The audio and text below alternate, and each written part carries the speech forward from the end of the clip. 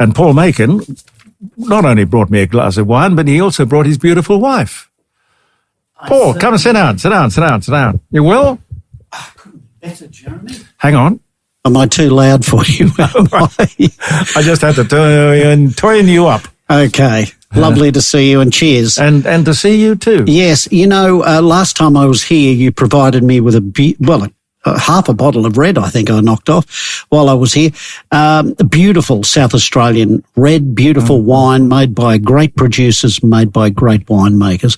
And I thought today I'd better not come empty-handed. So I brought a lovely Chapel Hill for you. Oh, that is very nice of you. Yeah, it's lovely. Very nice of you. Where have you been?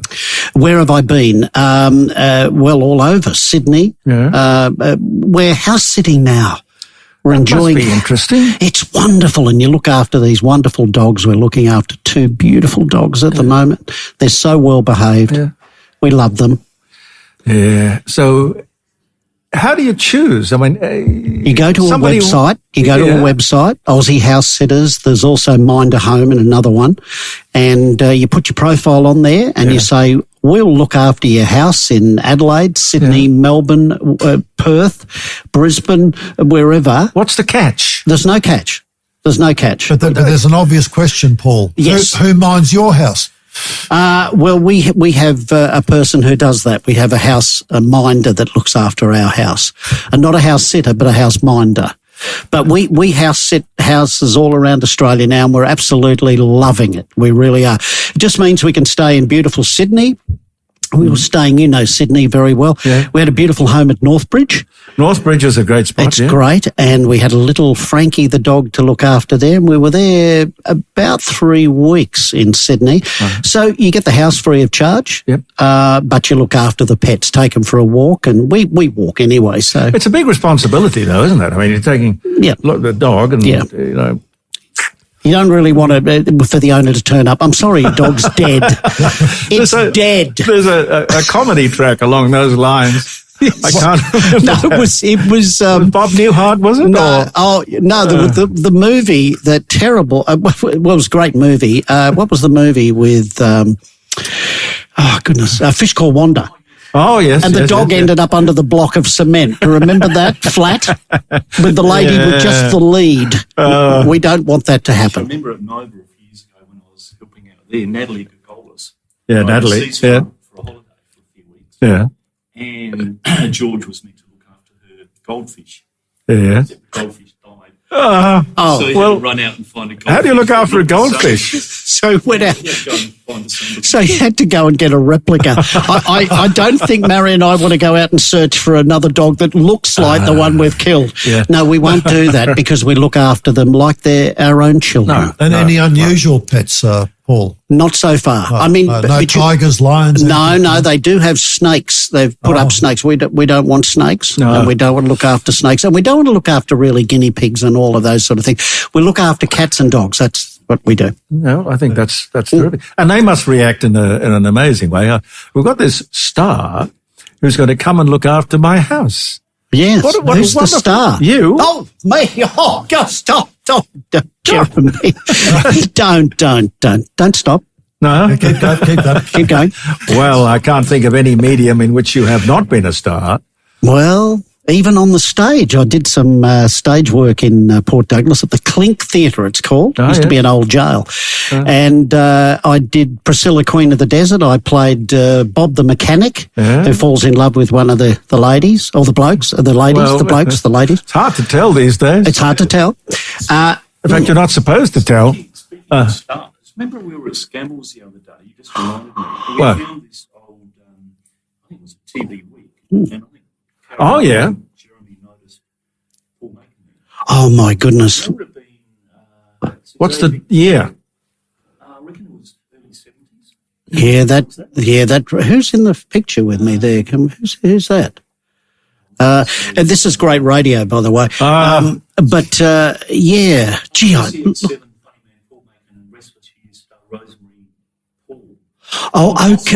okay. So yes, that was 2GO at Gosford with John Kerr, he was another radio. Well, what happened to John Kerr? He was on 2UE forever.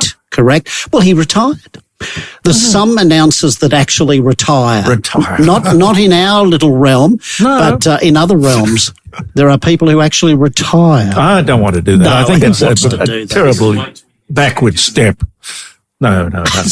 Wait till you get sacked. Well, you know, I've been sacked only twice in my whole life. Once at 5AA, and then you took over. And then, what was the other one I got sacked? I got sacked from Channel 9 in Adelaide as a cameraman because I got a camera wet. And they said that I was down at Brighton and a big wave hit the camera and me, and I was sacked. Well, you're trying to get the best shot. I was. Yeah. I was. But they're the only 2 times I've been sacked. Oh, golly. I was sacked from 2GB twice, I think, at least. Once when you guys came up. No. But you then moved on through Paul Thompson. We discussed this, and you came to 5DN. Yeah. And I went back to 2GB when it was owned by the Methodist Mission. That was a very interesting... 5KA? No. It wasn't that sort of Methodist. This was... Another Methodist. Yeah. Oh, lordy. They had the Lyceum Theatre. Now, okay. What were they called? Oh, I can't remember. But, you know, I remember It would have been the Lyceum Methodist Church. Yes, it was a Methodist church. Yeah. And the guy who ran it, he was a czar. He really ran it like a small kingdom. And I remember he said to me, you know, I run this charity. Why they ended up buying 2GB, I don't know. But I run my whole charity with volunteers, and I can't see any reason under the sun that I can't run 2GB the same way. Oh, my goodness. Yeah, very professional. Yeah. Gordon Moyes was his name. Gordon Moyes, right. Gordon Moyes. That rings a bell. That name actually rings. Gordon Moyes rings a bell. Yeah. I don't know how he got 2GB, and I don't know how he lost 2GB. Well, he lost it because of his attitude. Because you can't run a radio station that way. No, you know that. No, you can't. You don't want to be professional, don't be in the business. Exactly. Very, very, very true. I mean, we're talking here from the dining room table, which is somewhat strange interpretation of the profession. It is strange, but it's not unprofessional. Well, hopefully not. I mean, when I listen to this show, and I listen to it a lot these days, particularly out on the road. Thank you. And particularly out on the road, we can just dial it up on the phone and put it through the car radio. You've got a modern car. We have a modern car. Wow. Yes. Okay. Well, you've got 200 of them. Which one? Nothing modern. Oh, no. I suppose I've got a couple of modern You've got things. a couple of modern ones. Yeah. But it's great to be able to listen to you anywhere in Australia when we're driving around and hear the show and hear common sense. Yes. Thank you for common sense. Well, I try to just get people around who are not going to get exposure elsewhere because the mind is closed and the door is closed. That's right. Because if you're not one of the brotherhood or sisterhood or part of the thought process, or the grant or grant system, one of the elites that are sipping on their lattes telling the rest of Australia what to do. And what to think. Exactly. Yep. Interesting, the election. Just wondering whether you guys have been following the election in the United States. I follow it very closely. Yeah. How do you think it's going? Well, it's an interesting phenomena, the American election. Again, this was something we started talking about this morning. Why the American election's on a Tuesday when we typically in Australia go to the elections on a Saturday. True. It's voluntary. People can vote or not as they see fit. So in 11 days' time, we'll know one way or the other if Harris or Trump will win. Well, I think Trump will win. I think too. I think Trump will win as well. Yeah. But the interesting thing, I think, Paul, and I'd perhaps ask your opinion about this, is that like the conflict in the Middle East, the US election is typically underwhelmingly reported accurately here in Australia. Of course. And if one looks at even the Murdoch press, which is conservative type journalism, versus The Age and other opposite sides of the spectrum, no one is actually talking the real issues and the real truth. Correct. And it seems to me that the bias is heavily towards the Democrat. The media certainly is. Yeah. But whatever is displayed or we see on TV, hear on radio or read in the newspaper is extremely heavily biased towards the success of the Democrats, whereas Trump is continually lambasted, continually pulled apart. And he was done that throughout his presidency and afterwards. They've done everything to try to prevent him from running again. Including trying to shoot him. Yeah. 3 assassination attempts. Yep. But I think in reality, and I've said to many, many people, forget about the personalities. Yeah. Forget about the names, Trump and Harris. Just consider what the United States has been like before Trump, during Trump, and then under Biden. What's the living standard and the position of the United States in the world in terms of policy? And if anyone looks at those metrics alone, forget the personalities completely, look at the metrics of how the United States is perceived by the rest of the world, one has to make only one determination. It can't be Harris. It cannot be the Democrats. It cannot be the Democrats. If you look at the time that Donald Trump was in power for those years that he was in the White House, at least he was talking to the enemy. He was talking to the leader of North Korea. He was talking to the leader of Russia. He was talking to those guys. Keep your enemies close is an old term. And that's exactly what he did. And while he was talking to them, there were no wars in Ukraine. There were no troubles in the Middle East. And I think Trump, he has a pretty big stick. And I think a lot of the countries worldwide know that he has a big stick. He's not necessarily going to use it, but they know he's got it. He's got something else going too. Yes. That is, he has the sort of air of being unpredictable, eccentric, because they just can't get his measure. They'd say to themselves, well, we just don't know what he might do. Exactly. Look, I think Jeremy Trump is very misunderstood. He's got a sensational sense of humour. Amazing. And if one looks at his rallies and his conventions, they are absolute gems of entertainment. They are. He knows how to hold an audience. He knows how to say the right things.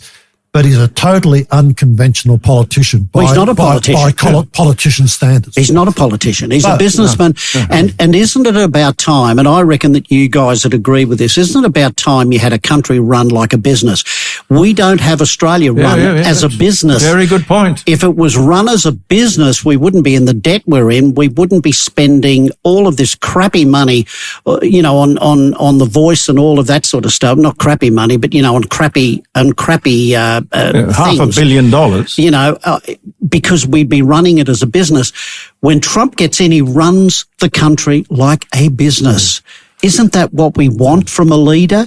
To make sure that the country is without debt, or it has the least amount of debt it can do? But there are fundamentals that the people misunderstand about Trump. And that is that he has a strong sense of working with the black population in the United States. Yep. And he wants them integrated as part of the community. He loves the armed forces. Oh, definitely. Absolutely loves them. And any American that comes back with a body bag or a coffin, he's on the tarmac. He's supporting the veterans. During his reign in America, he was made America energy neutral. They went into fracking. And, of course, the first thing that Biden did was to stop fracking. First thing Biden did was to stop the building of the southern border. And now, of course, Harris is saying, it's going to be a good idea to build a southern border. Well, hang on. There's been no border control under the Democrats, and it's frightening the number of people they've allowed into the United States, which destroys the fabric of community, destroys the issue of law and order, and the drug taking, the illicit drugs that are crossing the southern border, the illegals that are coming in. There's absolutely zero border control in the south. Oh, it's terrible. It's and that's terrible. destroying America. You're absolutely right. I think he is misunderstood. It was interesting. I heard the other day a podcast, and I was listening to the information that came out. For example, the generals during the time that Trump was in the White House absolutely hated his guts, because you know what he had the hide to do? He had the generals come in and say, what do we do? Whatever the particular situation was, it probably was in the Middle East, right? It was in the Middle East. And he said to the generals, what do you think about that? He got the advice from them, but then he said, get me some enlisted people, get them in here, those people who've been over, you know, in that area, in a war zone, so that I can hear from them what they think. Are they getting the backup they need? You know, in Support. a unit, when we look at their particular unit, is that unit working well? Can this be improved? And of course, the generals hated his guts. Why would you bring in these people? Because in other Biden and in other presidents that were there that were Democrats, we were allowed to run riot. We came here and advised the president. The president did what we said. Yeah. And here's Trump asking enlisted people, what would they know? Hello? See, this is the thing with the elites, the people of the left. They are very, very much into the elites. Yeah. And they preclude the working people, which is why I think they hate the working people. But the strange reversal of things, because the Republicans were always supposedly the employer class. The Democrats were the workers. Now the Democrats are the elites. Yes. And the Republicans are for the worker. Exactly. Complete turnaround. It's also, isn't it a little bit confusing? You've got, for example, Trump is red. Back here it's Labor. Yes. When they talk about the Liberals in America, it's a totally different thing to Conservatives, which it is here. Yes. It's the other way around, isn't it? Yeah, the blue states, the red states are the Republicans. Yes. And the blue states are the Democrats. Yes. And you look at the blue states, the Democrats, you look at New York, which has been, Democrat for, 20 years. Yeah. And similar for California. And that economic basket cases. I know. And then when people leave, the various governors want to charge an exit. And California has become an interesting phenomenon. It could be the first time in history that California becomes a swing state. Because the public... Well, they've had it. Anyone who's... They're voting with their feet. Yeah. But anyone who's gone to California and places like Los Angeles, you would say to yourself, they have become... in parts, really shitholes, unfortunately. Well, homelessness and people living under blue plastic, just a terrible, terrible thing to happen. And Hollywood ain't Hollywood anymore. Hollywood ain't Hollywood. Now, look at all these Hollywood elites. All of these people coming out against Trump. And so many of them have said, I'm leaving America if Trump is elected. Goodbye, Tom Hanks. Goodbye to all of these other big stars. Robert De Niro. I'll never watch another Robert De Niro movie. I loved Robert De Niro. Did you ever see that thing that he did where he said, he was asked his opinion. This is when Trump was elected last. Yeah. And he said, he's a bum and he's a this and he's a that. He both barrels. He's a bum himself. I will never watch another Robert De Niro movie. I don't know why they're so passionately of the left, though. Well, do they know anything about people trying to put meals on tables in the United States, the stars? No. They've got plenty of money. They live in their big homes in Beverly Hills. What do they know about struggling Americans? That's why Donald Trump has come up trumps, because he understands that. And, there's a lot of stuff. You were talking about how much he loves the military. There'd be a lot of stuff that he does behind the scenes, cash-wise, to some of these families that we don't even know about. So Trump's got to be elected. I think he will. My prediction is a landslide. Well, a lot of people have already voted. And that tells you something. But there's good signs too. Because in those early polls, apparently the Democrats are supposed to come out on top. Yeah. At the moment, Donald Trump's coming out on top. So this is a very interesting time. It's a kind of flip, isn't it? It is. Potentially the only way that Harris will win is if they cheat again. Is that possible? Well, yes, yes, it is possible. Yeah. Why don't they do? Look, first of all, America should adopt Medicare because I think it's the best system in the world. Don't know what you guys think. I think Medicare is the best system in the world. Well, if you're a doctor, it certainly is. Well, I just think too, as an Australian, if you're a battler, it's a very good system. Yeah, but the trouble is, it's like a dog chasing its tail. You have a situation. I mean, I'm older than you. I can remember. Not by much. Well, I can remember growing up in a very sort of poor household, and the doctor looked after us, my brother and I, and the whole family, and they kind of the medical profession. They did not drive Mercedes; they drove Holdens and Fords. But they would come. Dr. Campbell, I remember, in Strathfield, would come to the house and he would look after us. And I had asthma as a kid, so he came often, never charged us a penny. Never, ever charged us a penny. So doctors looked after the people who needed to be looked after, financially and medically. There was no ramping. There was no hospitals that couldn't cope. I don't understand different population too, but different population, Jeremy. Yeah, I know, but lower population. But back in those days, a medical student, 1 in every 2 medical students wanted to be a GP. Now it's 1 in 7. People don't want that because there is more money in being a specialist. Okay, can I ask you this? Is there a better system than Medicare? Well, we got to think of some system that doesn't it's like childcare. They put another $2 or $3 billion into childcare, and the people who run childcare just lift the fees. So it's just a dog chasing its tail. General practitioners, you go to a general practitioner these days, and the general practitioner gets a $40 rebate from the government. Well, it's from us because we pay a levy, a Medicare levy. Then the doctor then says, well, I can't run the practice on $40 for each patient. I need you to have a co-payment. You have to, here's a gap. A gap. Yeah. Here's the $40 or $30 or whatever it is that you've got to pay to make it possible for me to look after you. Now, that's not free healthcare. We are paying for it with a Medicare levy, and then we have to subsidize it further because the doctor says she can't or he can't make ends meet. Look, I think in the absence of any other system, Medicare is a sound investment to the public.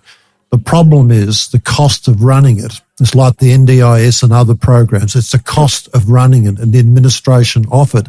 I mean, the concept of universal free healthcare or education or housing, whatever you like, someone has, as Margaret Thatcher has to said, pay. Someone will eventually have to pay for it. And as you say, Jeremy, with Medicare levy, that's for those people who've got an income. For the people who don't have an income, and I support what Paul is saying, the people who don't have an income, whether they be retirees or people in pensioners, disability or bad circumstances. Well, there has to be a way. It is a safety net. However, the government principle or the Labor principle of universal free healthcare, i.e. the most basic form is that a person can go to a GP and not have to pay anything. Well, show me now here in Adelaide or any capital city where you can go to a GP and not have to pay a gap. And the gap often nowadays is $30 to $60. True. And this is just the realisation, Jeremy, as you say, the cost attached to running the business or running the enterprise. And remember, for example, Tony Abbott wanted to put in was it a $5 levy for everyone who visited the GP? Oh, the indignation and the hostility. And it was only going to be $5 for God's sake. Let me tell you a story. What are you doing? Replaced by someone prettier. Hi, Jackie. Let me tell you. I'm getting hoisted out of here. No, but look, but you made a great point.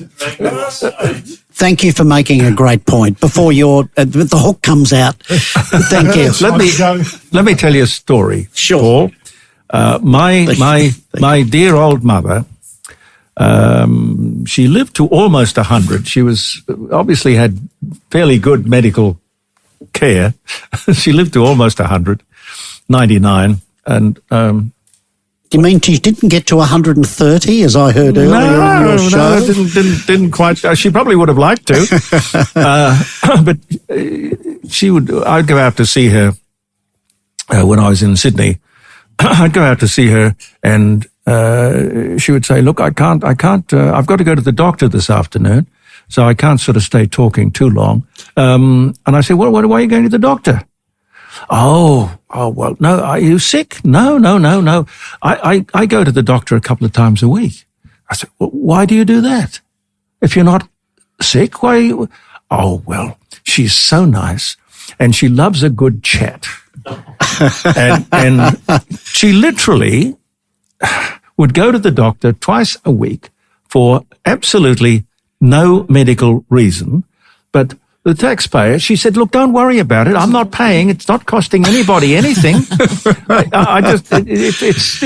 Gee, a mother of yours who loves a chat. Now, there's a surprise. Well, I had to get it from somewhere. But I thought to myself, look, there is the nub of the problem. Yeah. You know, Mum, there's nothing that's free. You know, you can't just imagine that this doctor is not sending the taxpayer a bill and you don't really... You know, give me a ring. I'll have a chat to you. It's okay. Oh, no, I prefer to go to the doctor.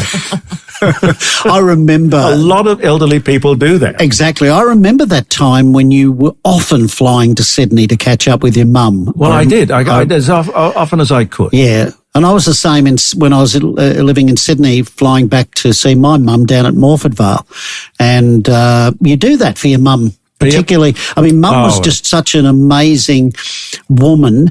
I'm writing a book at the moment, and I haven't really got to completely talk about my mother, but part of what I do talk about in the early part of the book is what an influence she was on me. My mother could have been a stand-up comic today. She was funny. She was a woman before a time. Back in the 50s in Sydney, there was a menswear store called Scarfs. Oh, so Reuben F. Scarf. Reuben F. Scarf. Yeah. My mother was Reuben F. Scarf's PA and worked out of a place called Herne Bay, which is now Riverwood. Yeah. And she was offered to be manager for many of his stores. Yes, he had many of them too. He was quite a character. Imagine this in the late 50s, a woman managing. She would have gone crashing through the glass ceiling. And my father, when she arrived, I tell this story in the book, when she arrived, we're sitting around having our dinner, and Mum told my father the amount of money that he offered her was about 4 times my father's wage as a painter and decorator foreman. Mm-hmm. Dad said, well, who's going to make Paul and my dinner? You know, we need to have our dinner when we get home. Mm-hmm. Tell him no. And my mum was shattered. But, you know, but your mum, my mum was such a great influence on me. Everything I am as having my sense of humour, everything I do is because of my mum. Jackie from the Rising Sun has just arrived. Hello, Jackie. Hi, how are you? Hi. Yeah, it's true, you know, women have this incredible role in life, particularly with boys. Absolutely, sons. I agree. I mean, the sons are so formulated, so influenced by their mothers, not their fathers. Their mothers are the ones. Yeah. There's an old saying that is something along the lines of, the hand that rocks the cradle rules the world. Correct. Absolutely. Yeah. I have a son turning 30 next month. Yeah. And I bet he dotes on you. He's damn right he does. He'd better. Yeah. It's very true what you're saying there, Jeremy. It's very true. It makes sense. What are you going to call the book? Making a Life. You can do a lot with that making. Of course, yeah. Well, I had a breakfast show. I was making an eggs for breakfast. Yes. So you can make a lot of the name. Yeah. But I'm enjoying writing the book. I'm doing it as we travel around Australia, and just all of the things are coming out now. It's amazing when you sit down and you start remembering the people, the personalities, the stars that I've met, the amazing people I've met in my life. And you've kicked down a few doors too. I've kicked down a few doors. I never liked that, Jeremy. Because I'm very entertaining to watch. I know, but I'm a lover, not a fighter.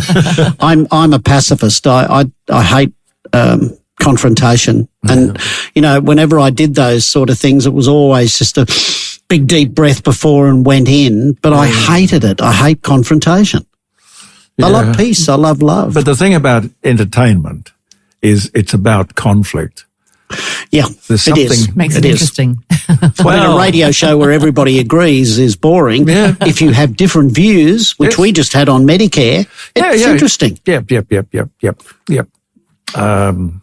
Well, here's the good health. Good health. And we Good won't health. need to go to the doctor. We won't need to worry about Medicare.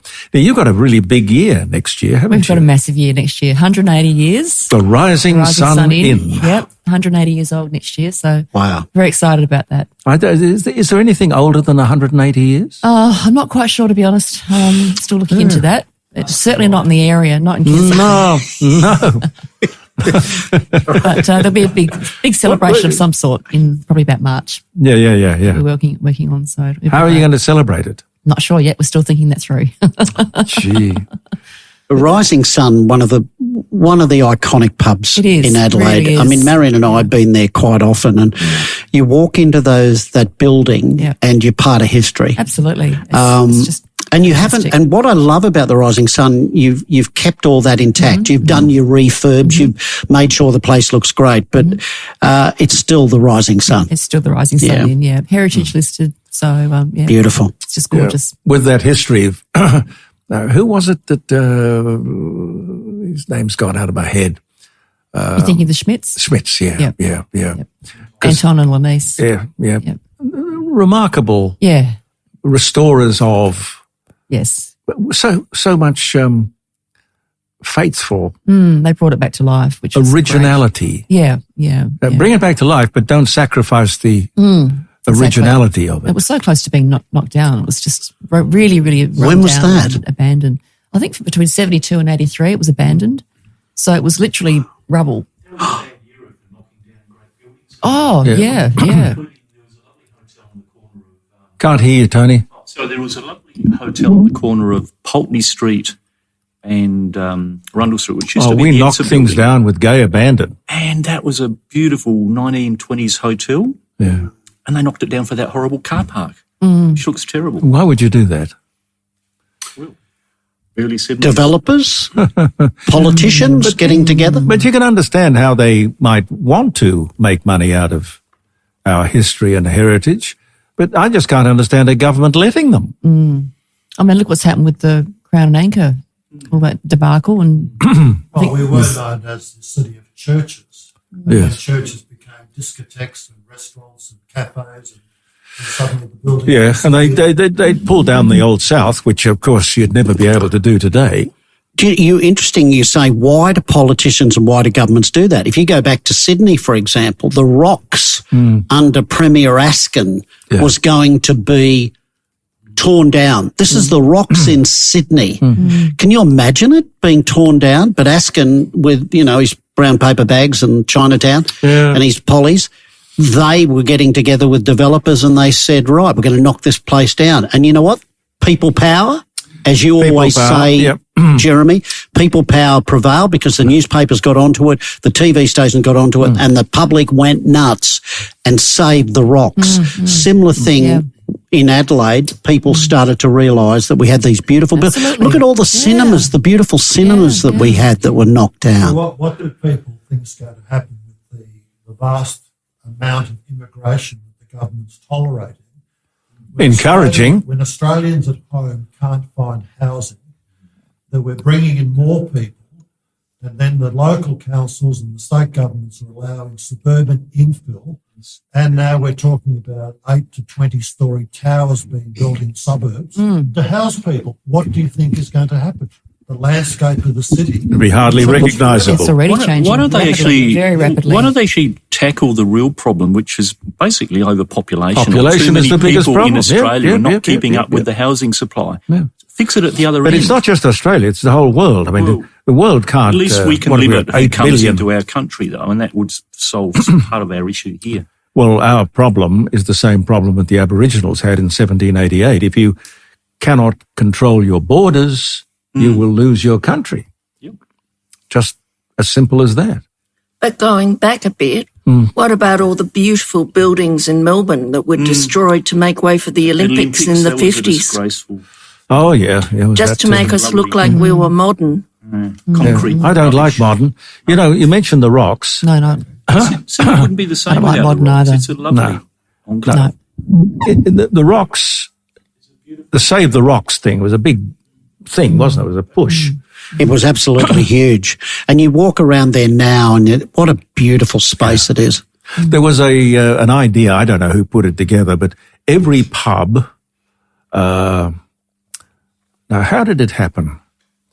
There's and I guess it was true of Sydney and every Australian city in the beginning, that on every corner there was a pub. Hundreds of them. That's right. Yep. And every pub adopted a person from a radio station or a television station. Right.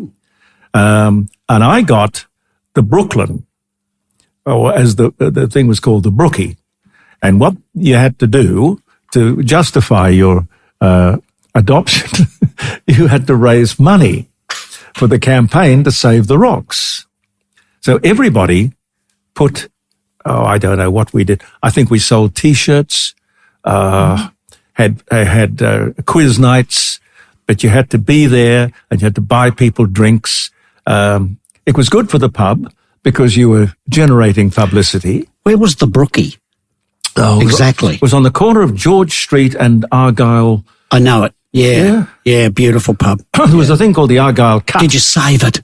Yes. Oh, well, yes. Yes, and the guy who ran it, when I say ran it, I think he owned it, or the leasehold of it. He was an ex-British naval officer. Mm-hmm.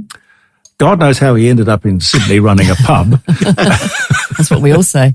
But maybe it was a sort of a reverse Shanghai. Yes. Somebody sort of, instead of hitting somebody on the head and taking him on a boat, we got somebody off a boat, hit him on the head and stuck him in a pub. Oh, it's beautiful. There's the Brooklyn there, lovely. Yeah, that's it. It was a stunning. wonderful That's hotel. beautiful.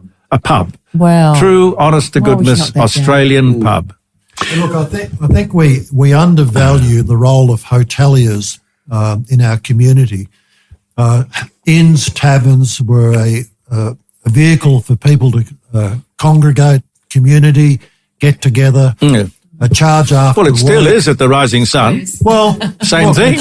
Look, people like Jackie and her husband who keep a business going under extreme government pressure, excise on alcohol, the cost of electricity, the government regulation.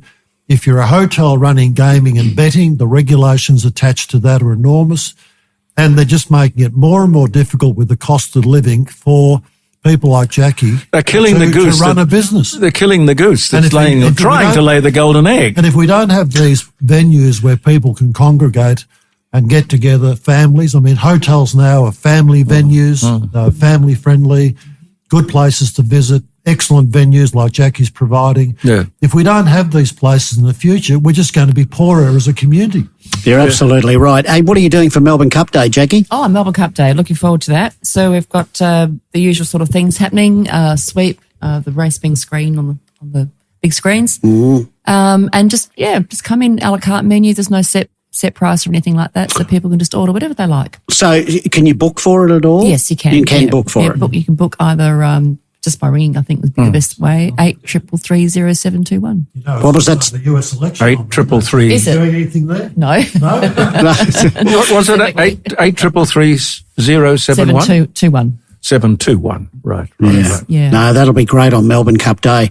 Will be. But, when you're working, you and your husband working at the Rising Sun, do you sometimes, I know you get busy with doing stuff and that, but do you occasionally just say, wow. Oh, absolutely. We're at this historic place. Yeah, Do you ever think of that? Oh, we do. We do all the time. We feel very honoured to be the custodians of such a I beautiful like that, place. the custodians. Yeah, absolutely. Custodians. Yeah, it owns us, and we're very proud of that. Do you ever when everybody's gone for the night,